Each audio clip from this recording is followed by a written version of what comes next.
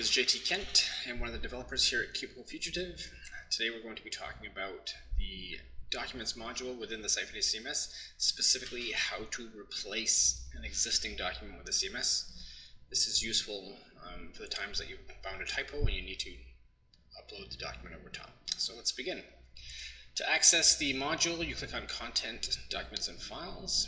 We're going to go click into the library where the document is that we wish to replace.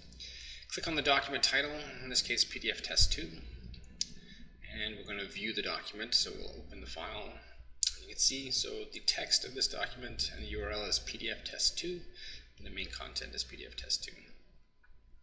So clicking the gear widget, you can see that there's a replace the file button. So we'll click on that and then we'll find a new document that we wish to replace. So say version 2 of the document, and then we hit publish. Now when we go back to view the document, we'll grab the embed link, paste it in a new browser window,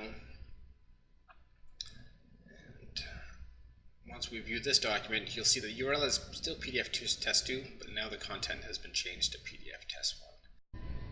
So we have successfully replaced that document, so anywhere in the CMS that document appeared has now been updated.